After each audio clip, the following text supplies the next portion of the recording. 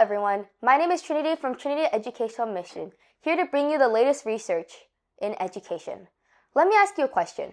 Why do you think children spend so much time on their smartphones? Is it simply because they're having fun? Is it because they lack self-control? Or is it because that's what kids do these days? Many parents believe the answer to smartphone problems is restricting screen time.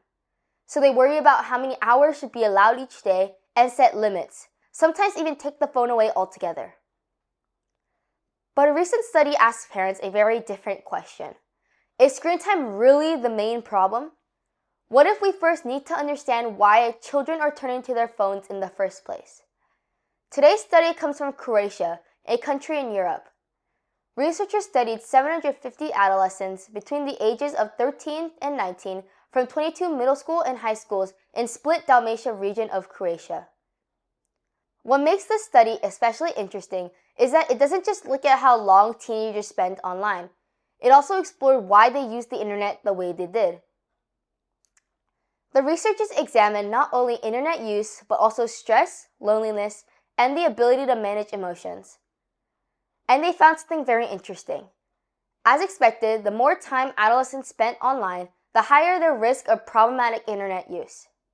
Simply put, problematic internet use refers to a situation where a person struggles to control their internet or smartphone use, and it begins to negatively affect sleep, school performance, relationships, or emotional well-being.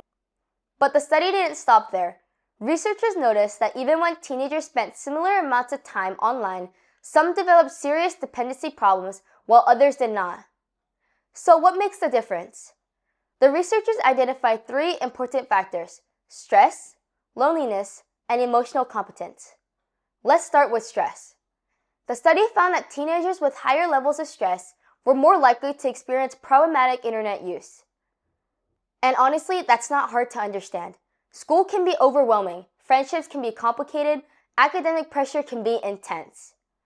Sometimes young people feel frustrated, anxious, or exhausted, but don't know who to talk to. When that happens, what's the fastest way to escape those feelings? Short videos, video games, social media? For some teenagers, the internet becomes more than entertainment. It becomes a way to avoid stress, at least temporarily. The second factor was loneliness. The study found that adolescents who felt lonelier were also more likely to struggle with problematic internet use. Human beings are wired for connection. When young people don't feel connected in real life, they may try to fill that gap online.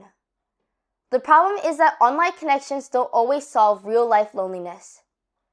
As a result, they may spend even more time online while their real-world relationships become weaker, creating a difficult cycle. And the study also offered some encouraging news. The third factor was something called emotional competence. Emotional competence is the ability to recognize, understand, express, and manage your emotions in a healthy way. The researchers found that adolescents with stronger emotional competence were less likely to develop problematic internet use. Think about it this way. Two teenagers may experience the same level of stress, but have a difference in emotional competence. One escapes into a smartphone. The other talks to a parent, goes for a run, plays a sport, or spends time with friends. So, what can parents do? First, don't focus only on screen time.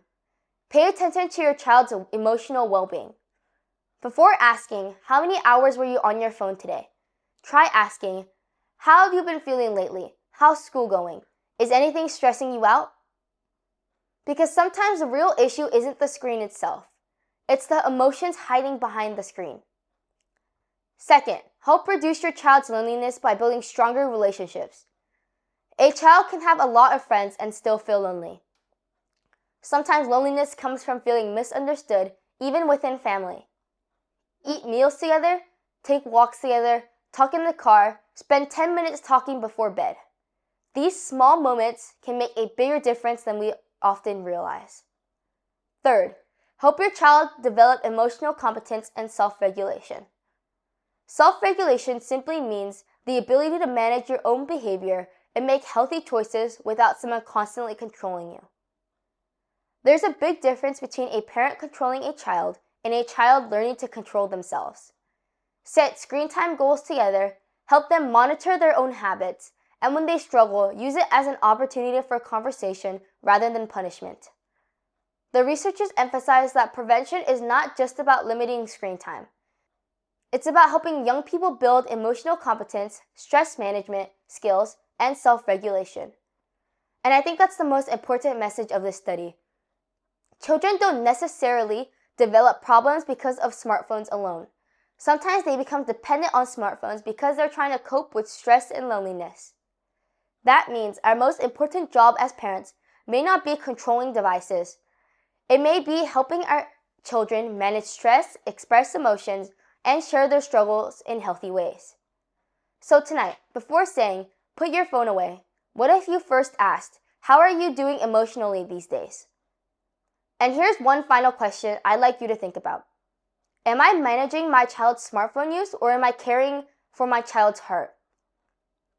Because perhaps what our children need most is not fewer moments of screen time. Perhaps what they need most is a parent who is willing to listen when they're stressed, lonely, or overwhelmed. If you found today's video helpful, please like and subscribe.